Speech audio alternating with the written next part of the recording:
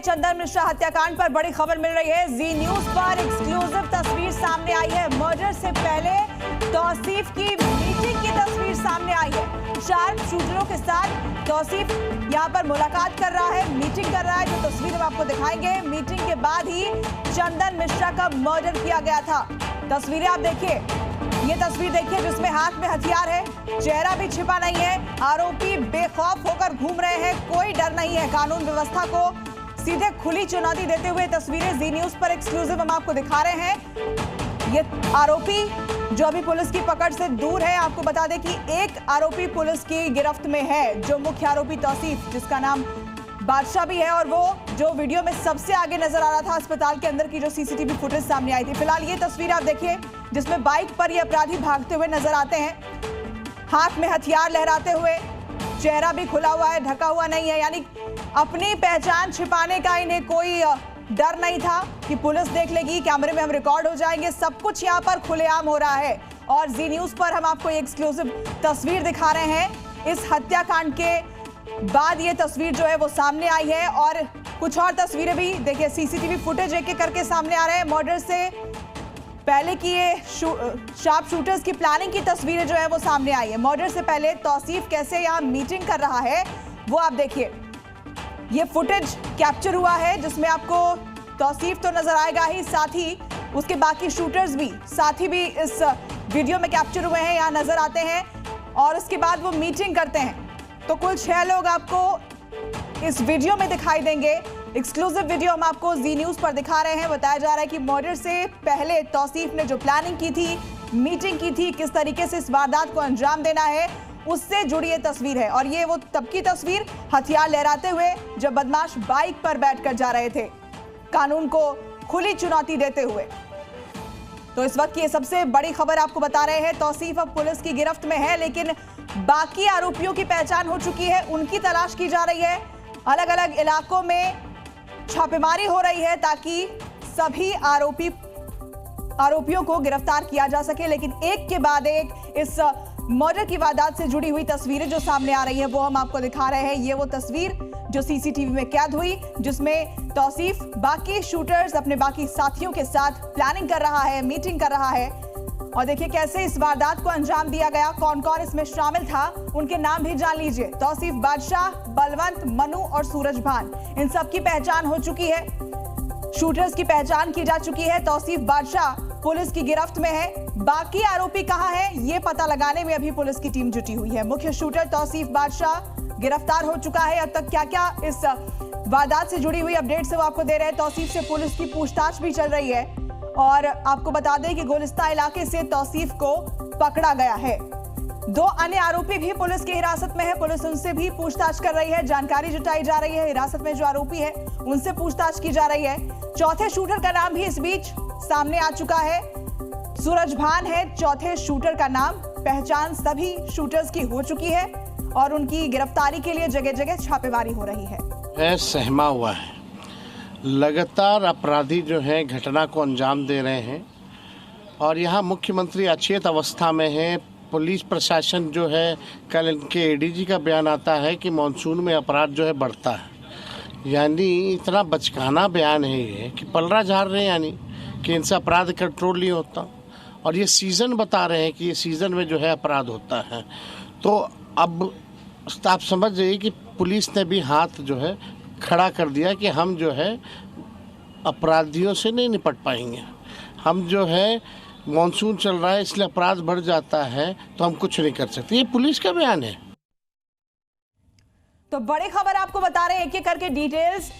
पटना से बड़ी खबर, चंदन मर्डर केस में ये जानकारी जो सामने आ रही है। तेजस्वी यादव को आपने सुना, कानून व्यवस्था को सवालों के कटघरे में खड़ा करते हुए वो दिखाई दिए और इसके अलावा सरकार और प्रशासन से उन्होंने सीधे और तीखे सवाल भी पूछे।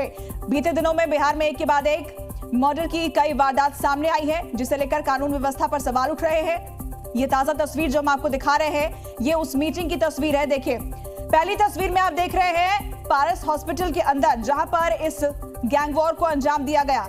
वहां पर बेखौफ होकर हाथ में हथियार लेकर ये अपराधी कैसे दाखिल हुए उस वार्ड में जहां पर चंदन को रखा गया था। एक एक करके दाखिल होते हैं और ये सब कुछ वहां लगे कैमरे में रिकॉर्ड होता है। कुछ अंदर दाखिल होते हैं, 2 अपराधी वहां गेट पर मौजूद होते हैं। दूसरी तस्वीर आप देखिए जिसमें मीटिंग की जा रही है। यहां पर मीटिंग हो रही है। तमाम शूटर्स जो आपको पहली तस्वीर में नजर आ रहे हैं वही दूसरी तस्वीर में आप उनको पहचान सकते हैं। यहां पर तौसीफ के साथ ये तमाम उसके बाकी साथी और इस प्लानिंग को अंजाम दिया गया। और वहीं देखिए इस मामले में राजनीति भी जमकर हो रही है। जहां सरकार अपराधियों के खिलाफ कार्रवाई करने की बात कह रही है तो वहीं विपक्ष सरकार से सवाल भी पूछ रहा है। पुलिस अभिरक्षा में रहते हुए और पारस अस्पताल का निजी अस्पताल है जिसका अपना सिक्योरिटी गार्ड होता है, अपना सीसीटीवी फुटेज है, तो इन तमाम तथ्यों का पुलिस अवलोकन कर रही है तो जो विधि सम्मत कार्रवाई सुनिश्चित होगा। पटना में जहां से सरकार जहां बैठी है, जहां पुलिस मुख्यालय है, वहां से 500 मीटर भी दूर नहीं होगा, 100 मीटर की दूरी पर अस्पताल, इतने बड़े अस्पताल में घुसकर गोली मारी जा रही है। ये बिहार में हो क्या रहा? अब तो कोई सुरक्षित नहीं रहा। अब हर लोग भय और आतंक के साए में जी रहे हैं।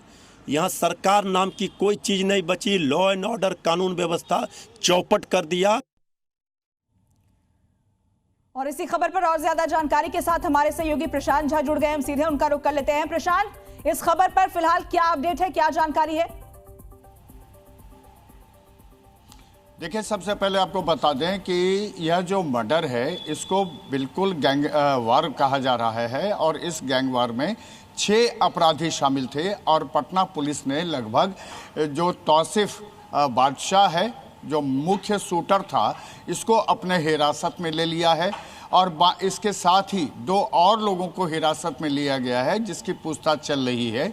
और जो बाकी 4 इसमें जो आरोपी हैं जो कि हॉस्पिटल में घुस करके शूटआउट को अंजाम दिए थे, जिसमें कि बलवंत हैं, सूरजभान है और मुन्नू है और एक और आरोपी है जिसके नाम का खुलासा भी नहीं हो पाया है। इन सब के बक्सर से लेकर के जो भी ठिकाने हैं वहाँ पर दबिश दी जा रही है। साथ में आपको बता दें कि ये जो हत्या की गई थी, हत्या से लगभग 10 मिनट पहले सारे अपराधी इसी पारस अस्पताल के पीछे जो समनपुरा का इलाका है उसी में एक सड़क पर इकट्ठा हुए थे जो कि सीसीटीवी की जद में था। इन लोगों को उसके जो अपराधी हैं उनको पता नहीं था कि ये सीसीटीवी यहाँ है और यहाँ पर वो लोग इकट्ठा हुए थे। 6 अपराधी यहाँ पर इकट्ठा होते हैं। 5 अपराधी को जिम्मा दिया जाता है शूटआउट का और 1 अपराधी को ये जिम्मा दी जाती है कि वो निगरानी करे। तो 1 अपराधी हॉस्पिटल के बाहर था जहां पर बाइक खड़ी थी इन लोगों की और सारे अपराधियों के पास सॉफ्टिकेटेड आर्म्स थे, यानी ऑटोमेटिक पिस्टल थे सबके पास। और अस्पताल में घुसते ही इन लोगों ने जो कमरे में जाने से पहले जो 209 नंबर का कमरा था वहां जाने से पहले उसको कॉक किया था और कॉक करके सबसे पहले तौसीफ अंदर गया था।